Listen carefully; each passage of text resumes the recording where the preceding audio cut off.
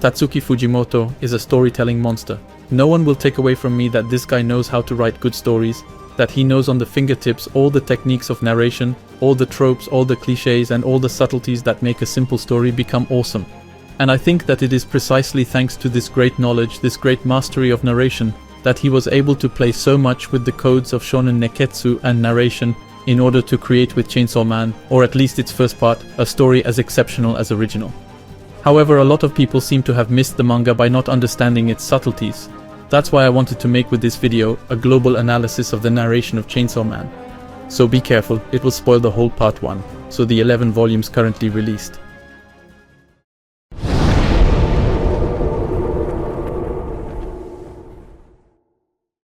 Well, in my opinion, the story of Chainsaw Man Part 1 is really divided in 2 parts. The first one is going to be a kind of shonen nekketsu parody, with a very offbeat tone, a little bit WTF, really focused on fun in fact, while being punctuated by some bursts, some very short but emotionally intense moments which take you by the guts without warning, but also some very serious moments, quite short too, which are going to develop discreetly the main plot.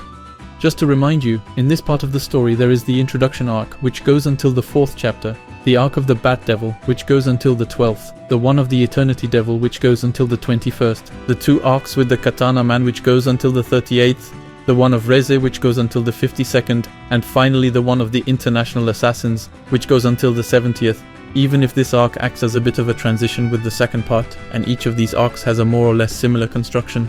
Generally, we have the initial situation, which is going to be a little bit in slice of life mode, where we're going to see the protagonists in their daily life, doing bullshit or talking. In the first arc, it will be the discussion between Pochita and Denji. In the second, it will be Denji's first patrol with power. In the third, it will be Denji touching powers and then Makima's breasts. In the fourth, it will be the party where we will see Himeno barfing in Denji's mouth. In the fifth, it will be the training with Kishibe, etc.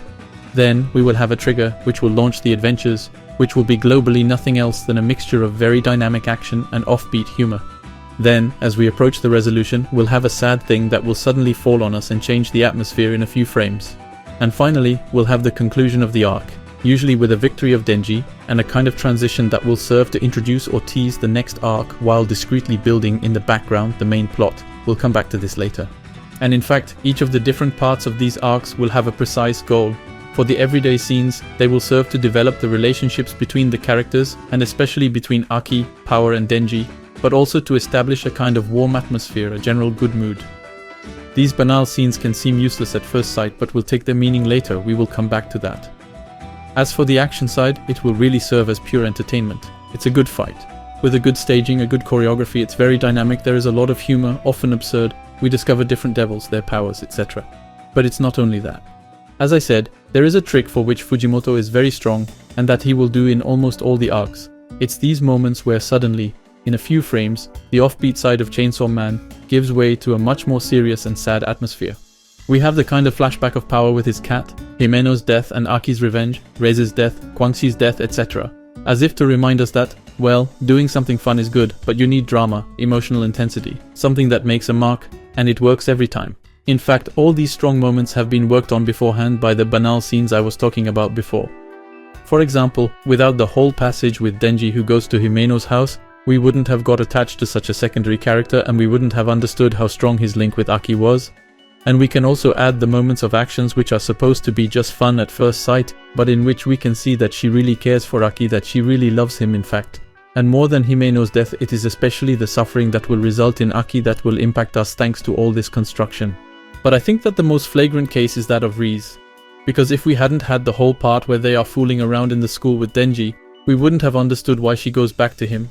And his death would never have had so much impact, because all the emotional intensity of the scene as well as the meaning of the whole part in the school is in his last sentence. You know, Denji, to tell you the truth, I never went to school either. And this is the genius of Fujimoto. In one sentence, he gives a real meaning to scenes that seemed banal. Reize, even though she was playing the role she had been given, was enjoying her role. Not only because she found herself playing a school she had never been to, but also because she saw in Denji a character with a similar background to her own. Both of them had a miserable childhood. She was an orphan treated as a guinea pig in a Soviet hangar and suffered a lot of unimaginable things, to then have to work as a spy for her torturers, while Denji lived in misery, beaten by his father at first and then forced to pay the debts of this last one after his death by working for mafia. When she will tell Denji that each of her expressions were false, she will lie to herself. She will realize it just after and will turn back to see him. By the way, this moment is incredible in terms of staging, because she turns back just after Kishibe has explained her story to Aki, and thus to us readers. Fujimoto has made sure that we understand the character as well as the character understands himself, because it is because Reze understands her attachment to Denji through their similar past that she turns back. This gives commitment to the reader. We want them to meet again because we understand all that this reunion could bring for both characters. Basically, we empathize with Reze and her situation, and we are happy because we see hope on the horizon. Until Makima comes and messes everything up by killing her coldly, and Fujimoto comes to put a blow to us with the last sentence. In short, all this digression to say that despite the fact that Fujimoto poses us many scenes without any real apparent interest, and that the action scenes seem to be just there for fun, they finally participate in building the few very short and emotionally intense moments that we find almost in every arc. In addition to all this, we will also have, often in the transition between two arcs, some very down-to-earth moments with political or philosophical reflections in a general way, and where the main plot will develop very discreetly, building little by little a link between the events, a kind of global coherence, but while remaining very vague. We have, for example, the moment when, just after the arc of the Bat Devil, Makima talks about the Gun Devil to Denji for the first time, giving a goal to the story, making us believe that the Gun Devil is a kind of final boss. After the Eternity Devil arc, with the meal where we can feel that some people are wondering about Denji's true nature, we get a little tease that he is singular and that Makima seems to know things about him that others don't. Also, there is a passage between the first and the second part of the arc of the Katana Man that I find quite interesting to analyze quickly. It is the one of the meeting between Makima and the Yakuzas. Beyond Makima's huge pressure shot, which literally gouged out the eyes of all the relatives of the leader of the Yakuza group she meets, women and old men included, whether they are innocent or not, and which shows how Makima doesn't care at all about the methods used to reach her ends. This meeting is also interesting for the political debate it raises, namely, should a government turn a blind eye to the underworld and collaborate with them, despite the fact that they break the laws that the government is supposed to defend in order to be able to better control the underworld? Or should the government always be unyielding and fight against all those who break the law, but at the risk of making the situation completely uncontrollable? Should we practice the policy of the lesser evil? This is an interesting debate because it is not easy to solve, and Makima will end up answering that not by denigrating the policy of the lesser evil, on the contrary, but by denigrating the Yakuza and concluding on a big foreshadowing. The real necessary evil is always kept on a leash and controlled by the state. I don't know if this is a real political message Fujimoto wanted to convey, or if it's just due to the coherence of the story, so I won't elaborate on that. But to get back to the narrative, at this point in the story, you can guess that Makima is speaking for herself, that she is the necessary evil. But it is only when she reveals her true nature, her plan concerning the Chainsaw Man, as well as the contract she made with the Japanese Prime Minister, that we will understand the real meaning of her words. Besides, all these notions of lesser evil are in line with the video analysis I made about Makima, so go and see it if you haven't already. Anyway, all these digressions to say that beside the moments of pure fun, the good fight, the humor, the development of the relationships between the characters, and the few highlights that we'll find from time to time, Fujimoto also builds his story little by little in this first part, taking care to distill little information a bit fuzzy, little clues here and there, making us understand vaguely that there is a meaning behind all this, a meaning that we'll know clearly only later in the second part. The whole with a much colder and more realistic atmosphere than what the manga is used to, and also by extension, what the Nekketsu shonen in general are used to. And this allows me to make a transition to the main point concerning this first part. It is a parody of Nekketsu shonen.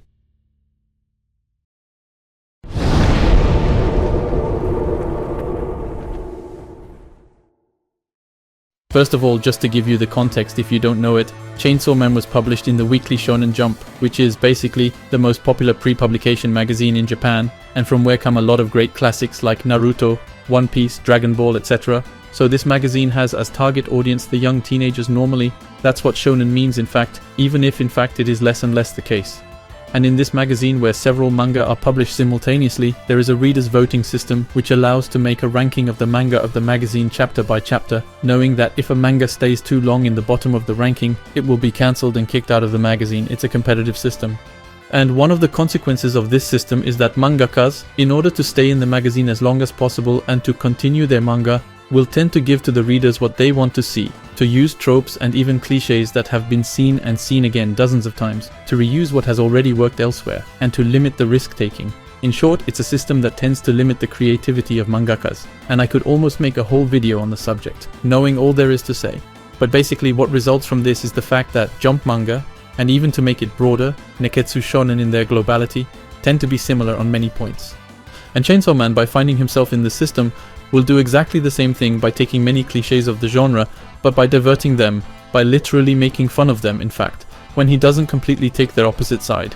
For example, it takes up the very classic trio with the protagonist a little bit stupid, his taciturn buddy who wants to get revenge, and the chick who is useless next to him. It takes up the trope of the final boss with the gun devil, where we are told that there is an overpowering devil that we have to kill, and that it is the ultimate quest that the hero has to accomplish. We have a mentor who is going to train them with kishibe, etc. But it's not really just that. First of all, Denji is not going to be the hero who is going to want to surpass himself in a single goal, to reach a great and noble objective, but just a guy wishing to have a banal life, having to eat every day and maybe end up having a girl. Then we have Aki, who will be introduced to us as a taciturn guy with a vengeful spirit and all. As soon as chapter 3, he beats up Denji by doing the poser while smoking a cigarette, talking about conviction, like a really dark and badass guy. Except that in the following chapter, Denji will break this cliche by breaking his balls. In fact, Fujimoto will directly ridicule the character rather than iconize him. And besides, all along the manga, we will be reminded of the caricatural side of Aki concerning the revenge. We feel in the way the characters talk about it that in the end, it doesn't make him stylish nor deep, but just someone of a great banality.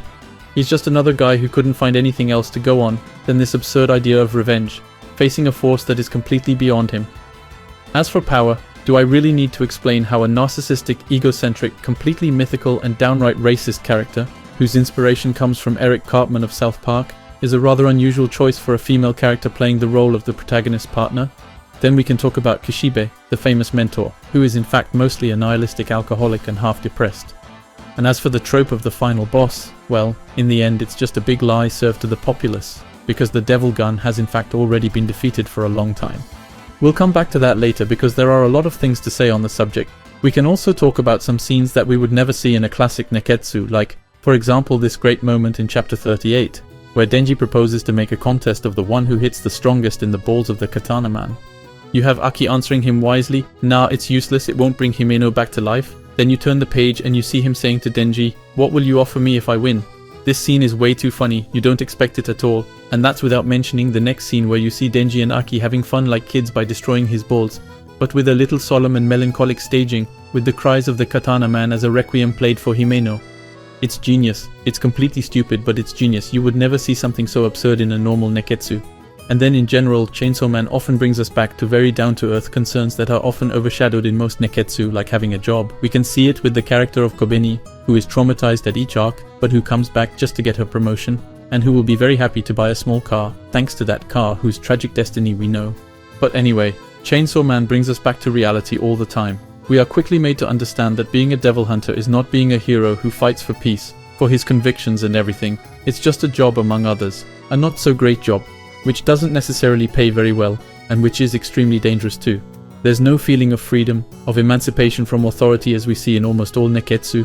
You're just a prisoner of the capitalist system like everyone else. Besides, I can't avoid seeing a criticism of capitalism behind this parody of Nekketsu, because in the end, if the narrative of Nekketsu doesn't work when transposed to a society like ours, it's a bit because of that. And it's not as if he wasn't making an explicit criticism of American capitalism, with the whole passage of Kobeni working at the family burger, with all this absurd staging that makes the customers believe that everyone is joyful and happy to work, when it's just a source of stress for the employees. But anyway, all that to say that all this first part is a parody of shonen Nekketsu, which has, according to me, the implicit goal to denounce the problems of our society, or even just to make an observation, while making fun of other shonen Nekketsu by ridiculing their cliches. And all this in Weekly Shonen Jump. Between that, the violence, and even the sex sometimes, there are times when I followed the chapters weekly, wondering if Fujimoto wasn't trying to see how far he could go before he was fired. Because it's not over yet, he's going to do worse in the sequel, we'll see that later. One last thing to note in this first part, it is that the more we go on, the more it rises in tension. The strong moments become more and more dramatic, such as Reise's death, which is even more impactful than Himeno's death, which was already more impactful than Power's flashback with his cat. And even the fights themselves become more and more intense. The threat of the katana man was already important, but the threat of Riza was even more so, and took a lot of victims. And I don't even talk about the following arc, which is a real apocalypse, and which really reaches its climax with the passage in hell and the appearance of the fucking darkness devil. A devil that is presented as superior, and by far, to the gun devil, breaking the trope of the end boss. I'm not going to go into too much detail on this, as I've already done a full analysis video on the arc. Well, even though half of the video is just an explanation and not an analysis, the rest should be enough for you. So to make it short, this arc is going to be a bit of a transition to the second part, as everything starts to get darker, more nightmarish. And if Denji will enlighten us with his light one last time by beating the devil puppet in an absurd way, Quang-Chi's death will quickly ruin the atmosphere and will launch us to the second part of Chainsaw Man, where the parody of Shonen Nekketsu stops, to make Chainsaw Man a work which completely goes out of the frame it was pretending to impose to itself until now, in order to tell us clearly all what it has to tell us.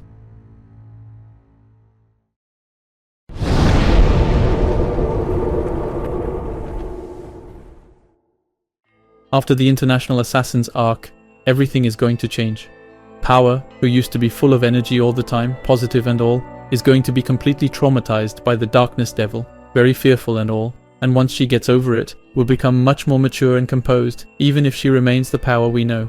Then Denji, who was always chasing Makima, will refuse to go to the sea with her in order to stay and take care of Power, and will really develop a big brother to little sister relationship with her. This is what the whole scene where he takes a bath with her is about. This scene, which in most other manga would have been just fan service in the mode haha I'm embarrassed, is going to be there completely sane, devoid of any undertone, a kind of anti-fan service in fact.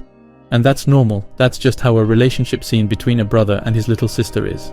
Take a lesson from that, you Japanese authors with all your incest delusions. Anyway, I'm going astray.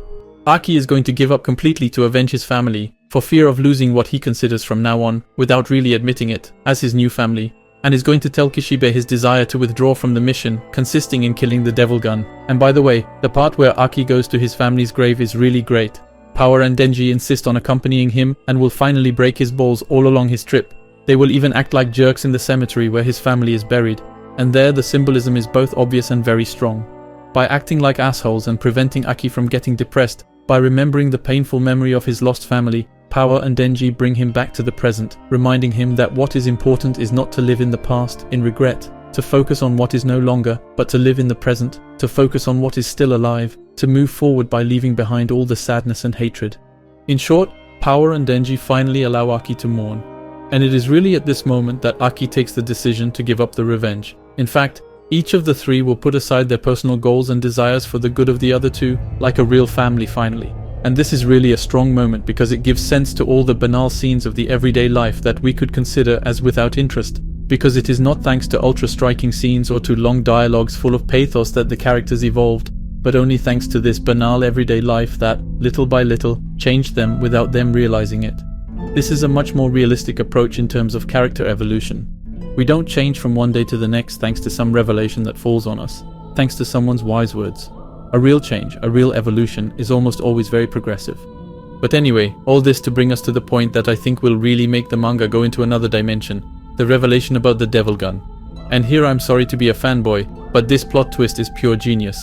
The devil gun, who was presented as the ultimate enemy to kill, the final goal, as a kind of final boss, which is a narrative process we see in a lot of Nekketsu shonen, is in fact already defeated since a long time. His body is shared mainly between the USA, Russia and China, who keep producing weapons in secret so that the fear of guns continues to grow in people's hearts, and the devil continues to gain in power, so that the nations possessing a part of his body have a military power superior to the others. As for the mission to defeat the devil gun, its real purpose is to steal a part of the devil gun from another country and give it to Japan. So it is neither more nor less a geopolitical affair between great powers, absolutely not a heroic act aiming at eliminating an important threat for the good of the society as a whole. And this is terrible because we all know very well that in a world like ours this is the only thing that could happen. Besides, the devil gun, and the way the different great powers use it, is for me a more than obvious analogy to nuclear weapons and the Cold War.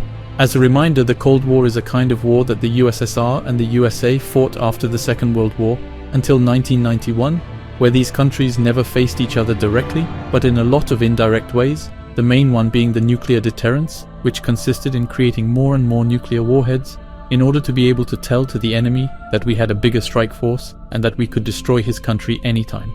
It is not for nothing that the devil gun is mainly shared between the USA and Russia, followed by China. At the moment, Russia is the country with the most nuclear warheads. just ahead of the USA, with China far behind in third position, France is fourth, and then the other countries with nuclear weapons, namely the United Kingdom, Pakistan, India, Israel, and the little newcomer North Korea. And no, still no Iraq, sorry Bush. By the way, the fact that the gun devil replaced the nuclear weapon as a deterrent is quite logical from a lore point of view, since we will learn later that the Chainsaw Man ate the nuclear bomb devil and thus totally erased its existence from reality. But anyway, all that to say that for me, it's really from the moment when all this is revealed to us that we go out of the shonen Nekketsu parody. It's at that moment that Chainsaw Man really becomes a unique work, and it is precisely after that that we will start the serious stuff.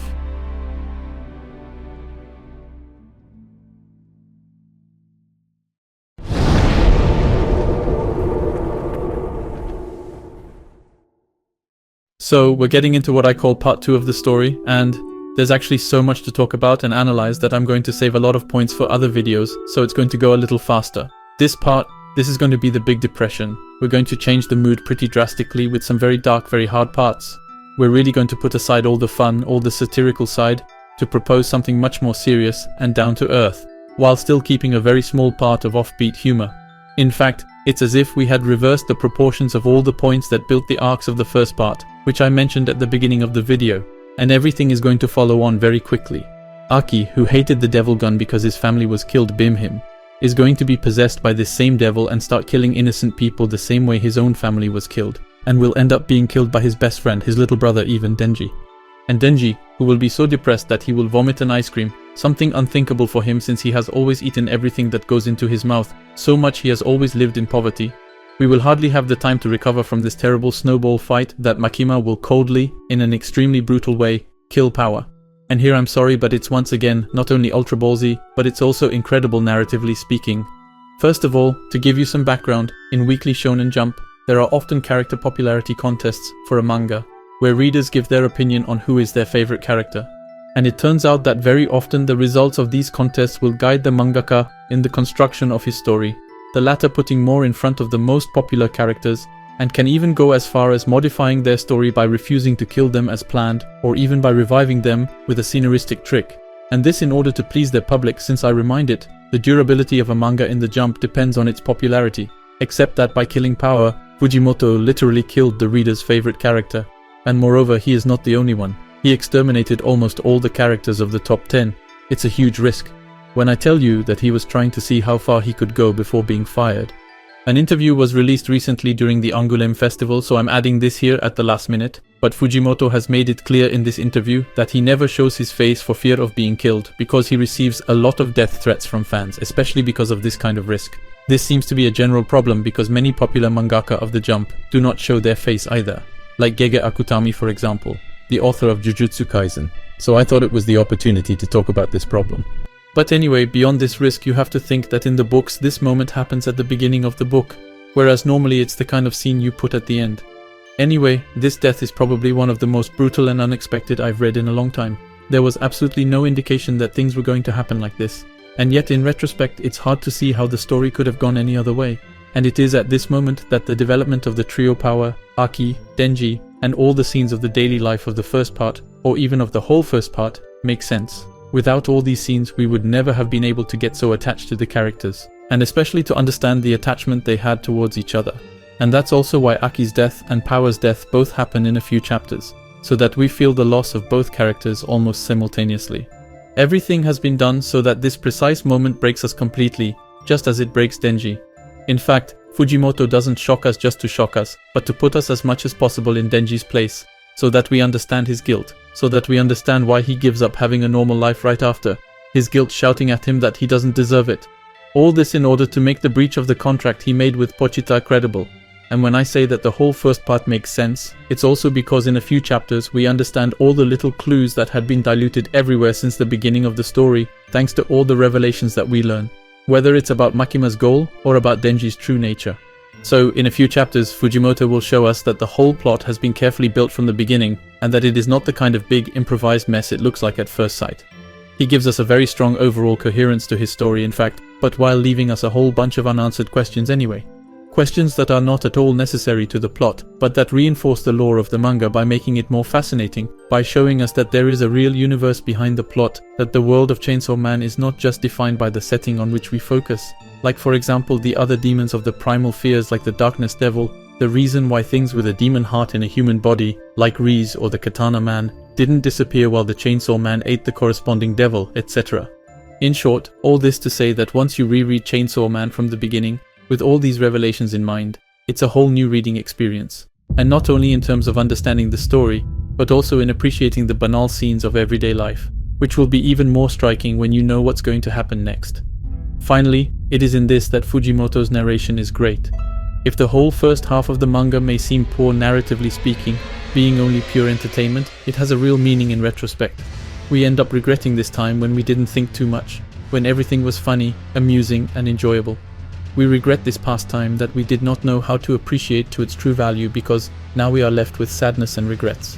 And then beyond all this drama, this second half is really a part that talks about a lot of societal, philosophical or political subjects in a very subtle way and in very few chapters.